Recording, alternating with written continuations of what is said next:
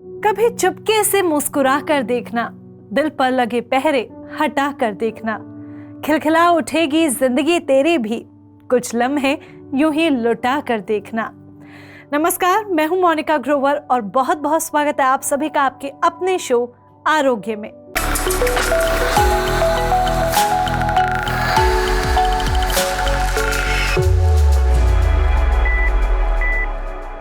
आज हम बात करेंगे गम्स ब्लीडिंग पर, यानी मसूड़ों से खून आना।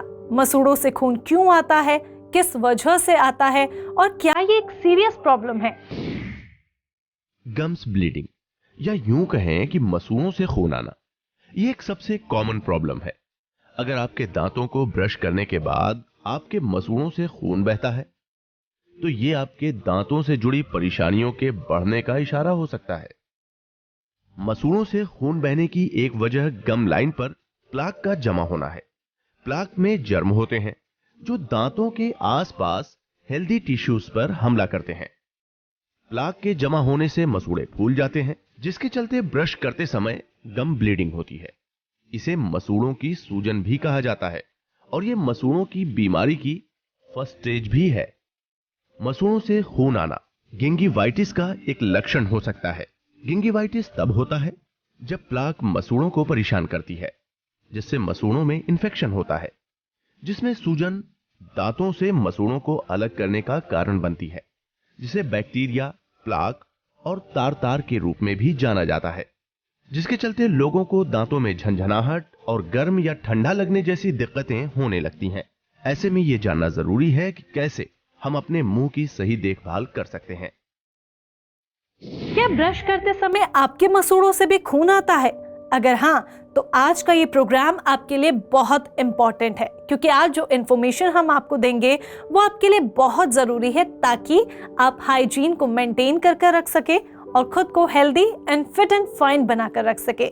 गम्स ब्लीडिंग के बारे में बात करने के लिए, यानी पायरिया के बारे में जानने के लिए हमारे साथ हमारे एक्सपर्ट मौजूद है। जी हाँ, डेंटिस्ट डॉक्टर गौरव गुप्ता। वेलकम डॉक्टर गौरव। नमस्कार मोनिका जी। डॉक्टर, आज हम गम्स ब्लीडिंग यानी पायरिया के बारे में बात करेंगे। तो सबसे पहले तो आपसे यही समझना चाहते हैं कि गम्स ब्लीडिंग यानी पायरिया होता क्या है? कि मोनिका जी, पायरिया जो है, गम ब्लीडिंग और पायरिया, लोगों को एक थोड़ा सा मैं डिफरेंस समझाऊं कि सिर्फ मसूड़ों से खून आना पायरिया नहीं है। मसूड़ों से सिर्फ एक खून आना, ब्रश करते समय या कभी कभी खून आना, पायरिया की हम कह सकते हैं कि शुरुआत कह सकते हैं। अगर उस समय हमने ट्रीट नहीं किया या प्रॉब्लम्स को हमने चेक नहीं किया तो वो पायरिया में कन्वर्ट हो जाएगी। एक हमारे जो है एक टर्म है मेडिकल में, जिसको अगर हमारे गम में इन्फ्लेमेशन है या सूजन है तो उसको हम बोलते हैं जिंजीवाइटिस। और पायरिया जो हमारा कॉमन टर्म है उसको हम मेडिकल टर्म में बोलते हैं पेरियोडोंटाइटिस।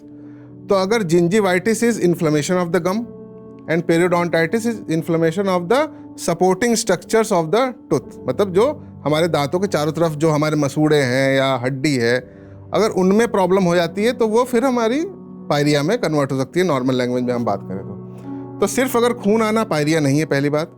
अगर हाँ सिर्फ खून आ रहा है तो अगर उस समय हमने उसको ट्रीटमेंट कर लिया तो हम पायरिया से हमारा बचाव हो सकता है, हम पायरिया पे नहीं जाएंगे। हाँ, अगर हमने उसमें नेग्लिजेंस किया, उसका ट्रीटमेंट नहीं किया तो वो धीरे धीरे वो सिर्फ गम ब्लीडिंग जो है, सिर्फ जो मसूड़ों की ब्लीडिंग है, वो आपके हड्डियों में भी इन्फ्लेमेशन कॉज कर देगी और जो दांत के सराउंडिंग स्ट्रक्चर्स, और भी स्ट्रक्चर्स होते हैं 4 स्ट्रक्चर्स होते हैं जो दांतों को फर्म अपनी जगह रखते हैं, उन सब में इन्फ्लेमेशन हो जाएगी और तब हम उसको पायरिया बोल सकते हैं। क्या हम ये कह सकते हैं कि गम्स ब्लीडिंग पायरिया का एक शुरुआती लक्षण है? जी हाँ, एकदम आप सही कह रहे हैं। गम्स ब्लीडिंग पायरिया का इसके शुरुआती लक्षण है।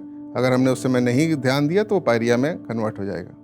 इसके अलावा पायरिया के और क्या क्या लक्षण हैं? अगर हम बात करें पायरिया की, तो कैसे पता चले कि ये जो आपके मसूड़ों से खून बह रहा है ये नॉर्मल है, और कैसे ये पता चले कि नहीं ये सीरियस प्रॉब्लम है, ये पायरिया का एक लक्षण है? देखिए, पायरिया में क्या है कि ब्लीडिंग जो है ज़्यादा होगी, सूजन जो है काफ़ी ज़्यादा होगा मसूड़ों में। आपको दिखाई देगा, अगर देखें शीशे में तो आपके चारों तरफ मसूड़े और दांत के ऊपर वो प्लाक टाटर कैलकुलस जमा हो जाएगा, टाटर वगैरह जमा रहेगा। और धीरे धीरे हो सकता है कि आपके दांत भी थोड़े बहुत हिलना शुरू हो जाए पायरिया के शुरुआती लक्षण में, और मुंह से बदबू भी आएगी। तो ये हम कह सकते हैं कि पायरिया के लक्षण हैं। मुंह से बदबू आना, इवन पस बन जाना, मसूड़ों में पस बन जाना, सूजन होना और दांत हिलना, ये सब पायरिया के शुरुआती लक्षण हैं। तो यानी कि गम्स ब्लीडिंग एक नॉर्मल प्रॉब्लम है। कभी कभी ब्रश करते समय आपको मसूड़ों से खून आ जाता है, लेकिन पायरिया एक सीरियस प्रॉब्लम है। पायरिया के लक्षण तो हमने आपसे समझ लिए। अगर इसके रीजंस की हम बात करते हैं तो एक व्यक्ति को पायरिया हो क्यों रहा है, किन वजहों से, किन कारणों की वजह से हो रहा है, ये भी आपसे जानना चाहेंगे। मैं एक चीज़ आपको यहाँ पर आप थोड़ा करेक्ट करूँगा आपको कि गम्स ब्लीडिंग एक कभी होना, उस चीज़ को हम नेग्लेक्ट नहीं कर सकते। मतलब नेग्लेक्ट आप नहीं कर सकते, क्योंकि अगर हमने नेग्लेक्ट किया तो वही धीरे धीरे पायरिया में कन्वर्ट हो जाएगा। ओके। अगर हमारी गम ब्लीडिंग हो रही है आज की डेट में, तो धीरे धीरे अगर हमने सोल्यूशन नहीं किया, ट्रीटमेंट नहीं किया, तो वो पायरिया में कन्वर्ट हो जाएगा। तो स्टार्ट होगा गम के सूजन से, इन्फ्लेमेशन और ब्लीडिंग से, और वो धीरे धीरे वो पेरियोडोंटाइटिस जो हम लोग बोलते हैं, उसको नॉर्मल टर्म में पायरिया बोलते हैं, उसमें कन्वर्ट हो जाएगा। तो ये चीज़ है। डॉक्टर, एक और चीज़ हम समझना चाहेंगे, मसूड़ों में खून आए, इससे कैसे बचा जा सकता है? प्रिकॉशंस के तौर पर हम क्या कर सकते हैं?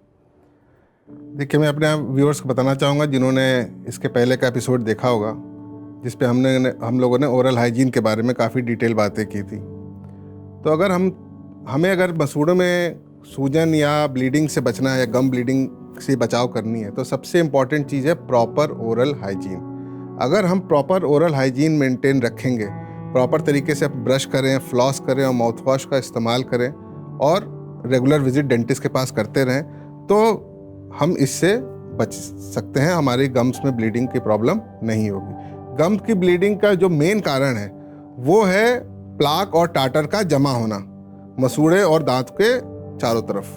तो वो जब जमा होती है तो वहाँ पर बैक्टीरियाज जो है एक्यूमुलेट हो जाती हैं, और वहाँ पे टॉक्सिन्स प्रोड्यूस करती हैं, जो कि सूजन करती हैं और ब्लीडिंग होने शुरू हो जाती है। तो proper oral hygiene is the only solution for prevention from this gum bleeding. Pyorrhoea जो है वो गम ब्लीडिंग का एक सीवियर फॉर्म है। तो गम ब्लीडिंग से कैसे बचना है ये तो हमने आपसे जान लिया। क्या पायरिया से भी बचाव के यही तरीके हैं, या इसके अलावा इस सीवियर फॉर्म से बचने के और भी कोई तरीके हैं?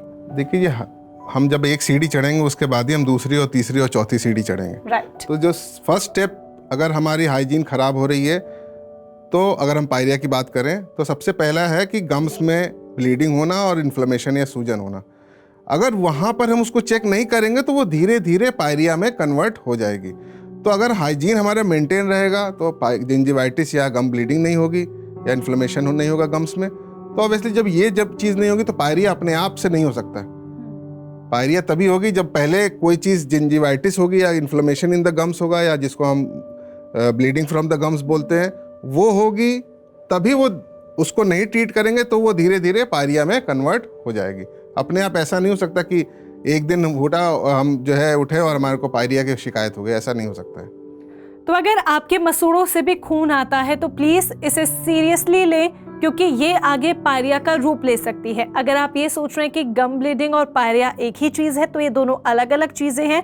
गम ब्लीडिंग के लिए आप कह सकते हैं कि एक शुरुआती स्टेज है, और इसका सीवियर फॉर्म है पायरिया। तो इन दोनों से अगर आप बचना चाहते हैं तो प्रिकॉशंस लेना बहुत ज्यादा जरूरी है, वो हमने आपको बता ही दिया। लेकिन अगर आपको पायरिया की शिकायत हो चुकी है या लगातार गम्स ब्लीडिंग होती है, तो किस तरह से आप इसे ट्रीट कर सकते हैं वो भी आपको बताएंगे। डॉक्टर गौरव, ट्रीटमेंट के बारे में हम बात करेंगे, लेकिन उससे पहले हमारे व्यूअर्स को हम चाहेंगे कि आप जरूर बताएं कि डेंटिस्ट विजिट कब कब हमें करनी चाहिए और ये क्यों सबसे ज्यादा जरूरी है। देखिए, डेंटल विजिट जो रिकमेंडेशन है वो है कि एवरी 6 मंथ्स, हर 6 महीने में एक डेंटल चेकअप कराना बहुत ज़रूरी है। हमारी भाग दौड़ बड़ी ज़िंदगी में, ठीक है, अगर हमें कोई प्रॉब्लम नहीं है तो एक आप बना लें कि 6 महीने नहीं तो कम से कम 10 से 12 महीने या 1 साल में एक बार ज़रूर डेंटिस्ट के पास जाएं। उसका मेन कारण क्या है कि कोई भी डिजीज़ को हम बहुत ही इनिशियल स्टेज पे पकड़ लेंगे। अगर हमें दर्द होता है तो मतलब कि प्रॉब्लम हमारी ज़्यादा बढ़ गई है। दांतों में अगर दर्द हुआ या मसूड़ों से खून आ रहा है और उस समय अगर हम डेंटिस्ट के पास जा रहे हैं तो प्रॉब्लम हमारी ज़्यादा बढ़ गई है, तो उस समय ऑब्वियसली वो ट्रीटमेंट ज़्यादा कॉस्टली भी होगा, टाइम भी लगेगा और सब परेशानियाँ ज़्यादा होंगी और डैमेज भी ज़्यादा हो गया होगा हमारे दांतों मसूड़ों को। रेगुलर विजिट करने से क्या है कि अगर कोई प्रॉब्लम अगर है तो वो डेंटिस्ट जो है हमारा बहुत ही इनिशियल स्टेज पे उसको कैच कर लेंगे और उसका ट्रीटमेंट तुरंत कर सकते हैं। तो उससे क्या है कि आपको एडवांस स्टेज में डिजीज़ जाने से आपको प्रिवेंशन करेंगे वो। तो एक प्रिवेंटिव है कि हाइजीन हमारा मेंटेन रहे, दांतों का चेकअप रेगुलर होता रहे कि हमें प्रॉब्लम हमारे दांतों में ऐसा ना हो कि हमें पता भी ना चले और हमारे दांत खराब हो गए और दांत टूट गए। पायरिया का ट्रीटमेंट क्या है? जो पायरिया का ट्रीटमेंट है, सबसे पहले हमें ये समझना है कि पायरिया हुआ क्यों। पायरिया का सबसे जो मेन रीज़न है वो है मसूड़ों और दांतों के चारों तरफ गंदगी का जमा होना, जिसको हम टाटर और प्लाक बोलते हैं। तो सबसे पहला जो ट्रीटमेंट है वो है क्लीनिंग ऑफ टीथ, जिसको हम डेंटिस्ट के पास जाएंगे तो डेंटिस्ट वो जो जमा हो चुका है चारों तरफ दांतों के, गंदगी जो जमा हो गई है उसको सफाई करेंगे। वो जब साफ कर देंगे तो उसी से पेशेंट्स को बहुत ज़्यादा रिलीफ हो जाएंगे, क्योंकि पायरिया में सूजन के साथ साथ कभी कभी जो है पस भी बन जाता है, बदबू भी आती है।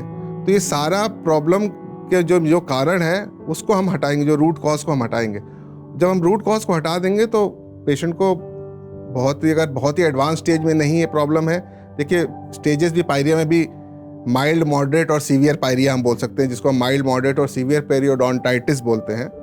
तो अगर सीवियर पेरियोडोंटाइटिस है तो उस समय तो क्या है कि सारे सराउंडिंग जो सपोर्टिंग स्ट्रक्चर्स हैं दांत के वो खराब हो गए हैं, दांत हिलने लगा है। तो ऑब्वियसली उस कंडीशन में तो ठीक है, सफाई तो हमें करानी है, क्योंकि दांत थोड़ा भी बचा है तो बचाए रहे जब तक बचा रहा है। उसमें सर्जिकल प्रोसीजर्स भी हैं जो हम लोग करते हैं दांतों को बचाने के लिए या मेंटेन रखने के लिए। लेकिन हाँ, अगर माइल्ड पायरिया है तो उससे हम क्लीनिंग से ही हमारे को पेशेंट को रिलीफ मिल जाते हैं और पेशेंट ठीक हो जाता है, पायरिया खत्म हो जाती है, कोई दिक्कत नहीं है। क्या कोई होम रेमेडी या कोई घरेलू उपचार भी हो सकता है गम्स ब्लीडिंग और पायरिया के लिए? देखिए, गम ब्लीडिंग पायरिया के लिए कोई घरेलू उपचार तो मैं कहूँगा कि ऐसा कुछ है नहीं। आप हाइजीन मेंटेन रखें, यही आपका घरेलू उपचार है। लेकिन अगर कोई प्रॉब्लम हो गई है तो प्रॉब्लम का जो मेन कारण है, अगर वो कारण जब तक वहाँ पर रहेगा, जो कि गंदगी जमा है, जो कि इसको टाटर प्लाक बोलते हैं, अगर वो कारण उसके वजह से जो ब्लीडिंग हो रही है अगर वो वहाँ पर है, तब तक तो वो प्रॉब्लम पूरी सॉल्व होगा नहीं। कुछ भी हम करें वो चीज़ में आराम पेशेंट को नहीं मिलेगा। हमारे साथ एक दर्शक भी जुड़ चुके हैं, उनसे भी बात करना चाहेंगे। हेलो, बहुत बहुत स्वागत है आपका। अपना नाम बताइए और सवाल कीजिए। हेलो मैम, मेरा नाम योगेश है और मैं सागरपुर से बात कर रहा हूँ। मेरा सवाल है कि मेरी वाइफ प्रेग्नेंट है और अभी कुछ टाइम से उन्हें पायरिया की शिकायत हो रही है। ऐसे में क्या करना सही होगा? नमस्कार जी। देखिए, आप जैसा कि आपका क्वेश्चन है कि आपकी वाइफ अभी प्रेग्नेंट है और पहले उनको शायद गम ब्लीडिंग नहीं थी और अब मसूड़ों से खून आ रहा है, तो ये कंडीशन होती है जिसको हम लोग बोलते हैं pregnancy induced gingivitis, inflammation in the gums. तो ये क्योंकि हार्मोनल चेंजेस होते हैं प्रेगनेंसी के समय, जैसे पता है कि हार्मोनल चेंजेस होते हैं बॉडी में, तो उसके वजह से क्या होता, ये सबको प्रॉब्लम नहीं है, लेकिन हाँ कुछ लेडीज़ में ये प्रॉब्लम होती है जो कि आफ्टर प्रेगनेंसी अपने आप ये ठीक हो जाएगी। तो उस समय बस हमें ये करना है कि बहुत से ज़्यादा हम एक बार जाके डेंटिस्ट से मिल के, अगर क्लीनिंग रिक्वायर्ड है तो हम क्लीनिंग करा लें, मसूड़ों दांतों की सफाई करा लें और हाइजीन मेंटेन रखें। और उसके बाद भी अगर रिकरेंट हो रहा है तो ये समझिए कि because of some hormonal changes, ये उसके वजह से इन्फ्लेमेशन या सूजन या ब्लीडिंग है गम्स में, तो वो अपने आप प्रेगनेंसी के बाद वो समाप्त हो जाएगी। तो यानी कि ये हार्मोनल चेंजेस हैं जिसकी वजह से प्रॉब्लम हो रही है। होप आपको आपके सवाल का अच्छी तरीके से जवाब मिल गया होगा। एक और दर्शक हमारे साथ जुड़ चुके हैं, उनसे भी बात करते हैं। बहुत बहुत स्वागत है आपका, वेलकम। हेलो मैम, मेरा नाम कुसुम है और मैं ग्वालियर से बात कर रही हूँ। मेरा सवाल ये है कि पायरिया हो जाने पर उसे कैसे ठीक किया जा सकता है, लाइक उसके लिए कोई होम रेमेडी है? नमस्कार जी। जैसा कि मैंने पहले भी अपने दर्शकों को बताया कि होम रेमेडी पायरिया का ऐसा कुछ नहीं है। उसके लिए आपको डेंटिस्ट के पास जाना पड़ेगा और वहाँ पर आपको जो है डेंटिस्ट जो ट्रीटमेंट बताएगा वो करवाना पड़ेगा, जिसमें सबसे पहले इम्पॉर्टेंट है कि दांतों की सफाई, जिसके वजह से पायरिया हुआ है, जो हमारे गंदगी जमा है उसकी हम सफाई करेंगे, तभी आपको वो आराम मिलेगा। और उसके बाद फिर आपका काम है कि आप अच्छे से दांतों की सफाई मेंटेन रखें, तो आपको ये प्रॉब्लम दोबारा नहीं होगी। तो उम्मीद है आपको आपके सवाल का जवाब अच्छी तरीके से मिल गया होगा। और जहां तक बात आती है दांतों की सफाई की, तो किस तरह से दांतों की सफाई आप और अच्छी तरीके से कर सकते हैं, कैसे नॉर्मली आप अपने दांतों का ख्याल रख सकते हैं, इन्हें हेल्दी बनाकर रख सकते हैं, इन्हें साफ और चमकदार बनाकर रख सकते हैं। डॉक्टर, अगर पायरिया का समय रहते ट्रीटमेंट ना किया जाए तो क्या क्या कॉम्प्लिकेशंस क्रिएट हो सकते हैं? क्या ये हमें नुकसान भी पहुंचा सकता है? देखिए, अगर पायरिया का सही समय पे उपचार नहीं होगा तो धीरे धीरे हमारे दांत हिलने शुरू हो जाएंगे और दांत से हम हाथ धो बैठेंगे। तो ये है कि दांत जो है बचाने अगर हैं तो आपको ओरल हाइजीन मेंटेन रखनी है, डेंटल विजिट करना ही है। तो पायरिया का तो इलाज आपको कराना पड़ेगा, वरना अगर ऐसे छोड़ देंगे तो दांत हिलते हिलते गिर जाएंगे। वो अपने आप तो ठीक हो नहीं सकता कभी भी। डॉक्टर, कैसे हम अपनी ओरल हाइजीन मेंटेन कर सकते हैं? टीथ क्लीनिंग किस तरह से करें अच्छी तरीके से ताकि कोई प्रॉब्लम ना हो, हमारे टीथ हेल्दी रह सके, समझना चाहेंगे। देखिए, ओरल हाइजीन प्रॉपर मेंटेन करने के लिए हमें ब्रश करना है, फ्लॉस करना है और mouth wash, antiseptic mouth wash का इस्तेमाल करना है। ब्रश हमें दिन में 2 बार करना है टूथपेस्ट के साथ। और ब्रश करते समय हमें ये ध्यान देना है कि हमने अपने सारे दांतों के ऊपर ब्रश चलाया है और अच्छे से उसकी सफाई की है, चाहे वो अंदर की सतह हो या ऊपर की सतह हो या बाहर का एरिया हो दांतों का, वो चारों तरफ हमें दांत को अच्छे से क्लीन करना है। फ्लॉस की जहाँ तक बात है, दिन में 1 बार करेंगे। फ्लॉस जो है एक थ्रेड